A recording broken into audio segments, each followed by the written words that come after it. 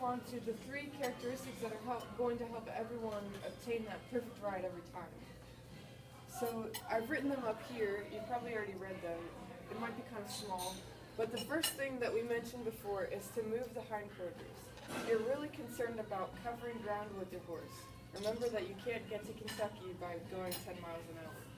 So think about that when you're riding up to a fence or when you're riding just from letter C to letter A around the ring, you know? Cover ground. You want to get somewhere when you're working. Much easier said than done. Use your legs. Yep, it's pretty hard. So the next really important thing to getting that perfect ride is to have rhythm and coordination. So it doesn't only depend on you. Your horse has to have independent balance. So it's helpful to know how they balance and how they have rhythm. So our rhythm would just be kind of like 1 and 2, right? Just walking with 2 legs. But a horse's is much more complicated. So in the walk, they have a 4-beat gait, which everyone can feel that when they're riding. But if you think of it as 1, 2, 3, 4, 1, 2, 3, 4, 1, 2, 3, 4, you can kind of get the feel for that smooth rocking motion that the horse has when they can use their hind end to push them forward. And the rhythm, it's really easy to find rhythm if you listen to music while you're riding. So there's dressage tests where you do a certain test to the music, but even if you just turn on the radio while you're riding and you listen while you're working, you're gonna have an easier time of finding your horse's rhythm, and pretty soon they'll start to be in time with the music. You might even get a little bit more pep in your horse's step. So that's good. Yeah. So that would help you to understand the rhythm, and each horse has their own natural rhythm, kind of like one person might be extroverted or another introverted. A horse has a different rhythm to their body as you're working. So you might notice that if you ride more than one in a day. The other most important thing to have when you're working with a horse is to have the symmetrical lateral bends. And the reason for that is mostly because it's kind of like if you were, I'm trying to think of an example that would make a lot of sense. So if you were writing a paper and you've been writing this essay for an hour already and your hand's getting really tired, so that your wrist really hurts. So that's kind of like a repetitive motion injury, even if it's very slight. So really you would want to be able to write with your left hand so that you could continue your essay for the next hour that you have to write it for the test. But because we're not all ambidextrous, it's hard to switch hands like that. But we need our horses to be able to travel in both directions. And if they can't bend both ways, it's really hard for them to travel in both ways. So you might experience this if your horse has a difficult time picking up the left lead, but it's really easy for them to pick up the right lead. So some of the services that I offer specialize in working with that side-to-side lateral movement of the horse, and I would do that on the ground. But you can do that when you're riding too, and your trainers will really be able to help you with that. And Pony Club is a great avenue for learning how to obtain these features with your horse, these qualities. So you guys are really on the right track already if you want to have that perfect ride. All your information is in your Pony Club manual. It really is.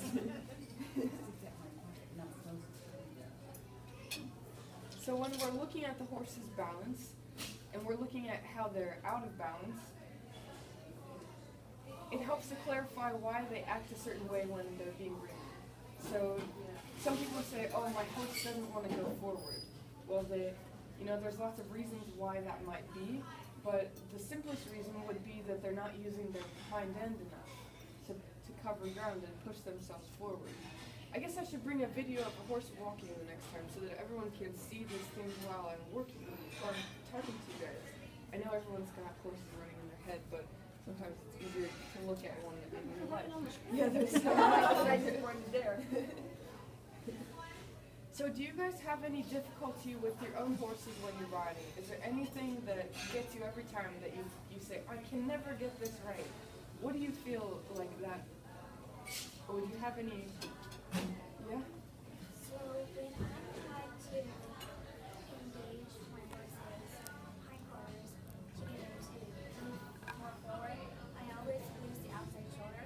So that's something if I'm going to the right, his left shoulder always tries to pop out. And when I lose focus on that and try to push him forward while he's behind, I always use the shoulder.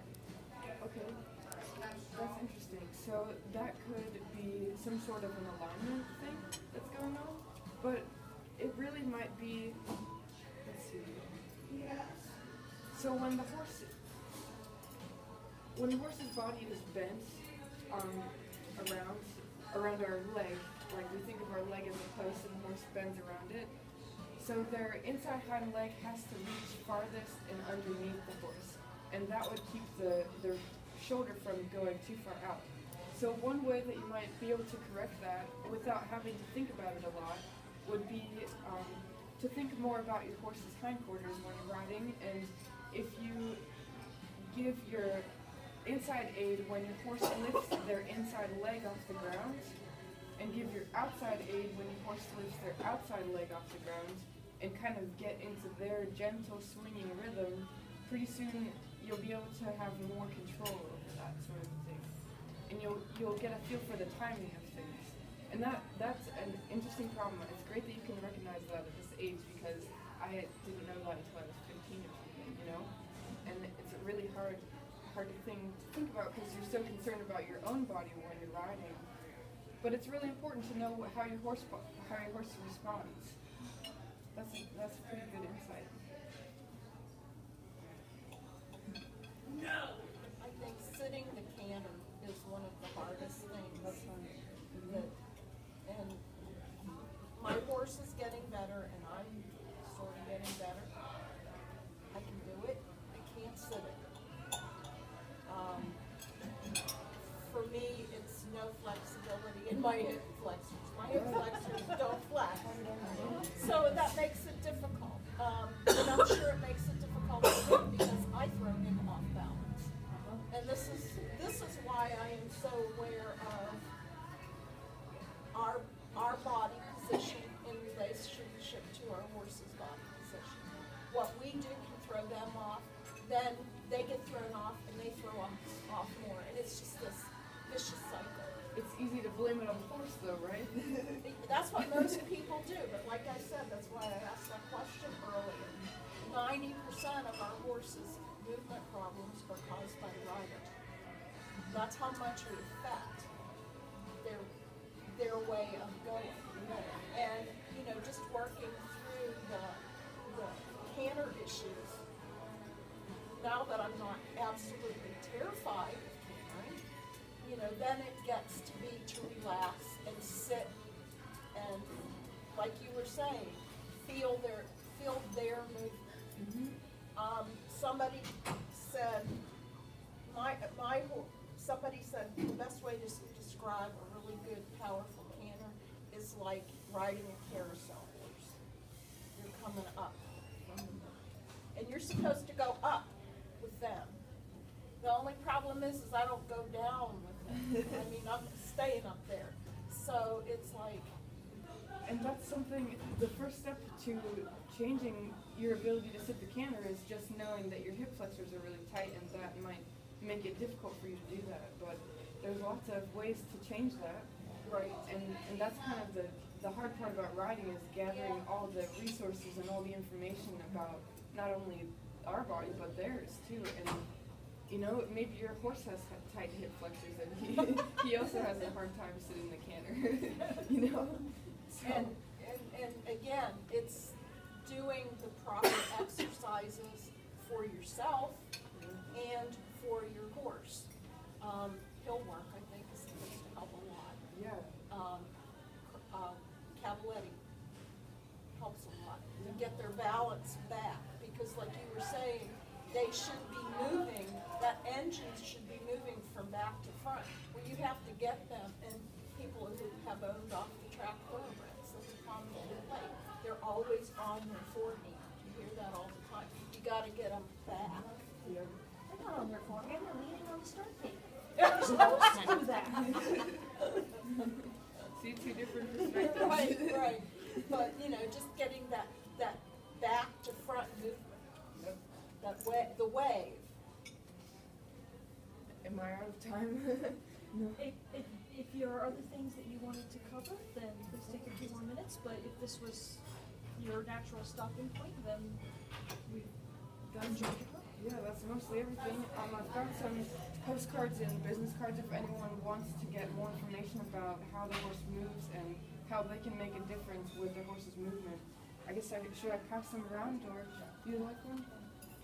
When you say you do body work with horses, is that something where you're coming and just doing the exercise with the horse for a couple of sessions, or is that you teaching the rider some exercises to do every time before they work the horse, or? Well, the body work is actually, it's for the horse's body. So I go in and assess the horse's body, and I assess all those different things that I mentioned of how each part functions independently and as a whole horse. But the real goal is changing the horse's posture habits. So that happens with the myofascial release and soft tissue. It's like massage stuff. But one of my goals with these exercises that I do with the horse is to get the rider to be more aware of it, so that they can then make more of a difference the next time they get on. I could do all the body work in the world, but if the rider, you know, sits crooked and throws the horse crooked, I can't always change that, because when they get on again, it would happen continuously. So I guess really I should be in the rider business, right? I should be focusing on riders' bodies. I won't sell myself short just yet. So what's the difference between what you're doing and what Linda Tellington Jones years ago did? I'm not totally sure. I know some of the techniques are similar, but the end result is different mostly. So I haven't researched a lot about that. I finished 20 credit hours in May, so I'm just still kind of working through that in my brain. But I don't know if growing up or if you even were aware of what some of her techniques were, that you go, oh yeah, I can remember that with your education.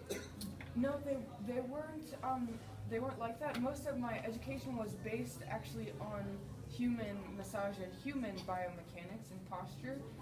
And then transfer to the horse. So I've got an image somewhere of the horse and the human's body in comparison.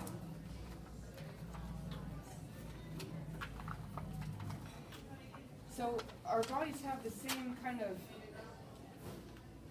of structure and the same breakdown of materials, but when we look at the two things, they actually function very differently. So obviously we don't use our hindquarters to push ourselves forward, but we do use our core to keep ourselves upright, which the horse does too.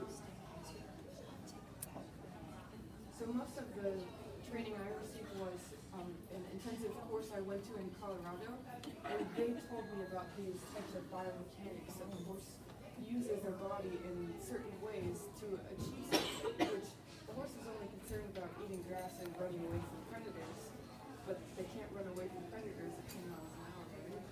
So they have to engage that hindquarters, and that's just the most important thing to getting your horse to be able to support you when you're riding, and to be balanced also. It's hard stuff. I'm still trying to learn it myself. So. But I find It's it no really different when you see it's interesting if you watch sometimes National Geographic, whatever, when they're showing slow motion of cheetahs or wild animals, how they work so differently, even more so than a horse. Yeah. And the way their body mechanics are. So it's interesting. Very interesting. Well, thank you. Thank you so much for coming to talk to us tonight. He also has a Facebook page and website devoted to your business, so if anybody wants to get further information. And if you don't end up using the cards, just put them in a barn. I'm sure someone will find them. Thank you. Yeah. Thank you for having me.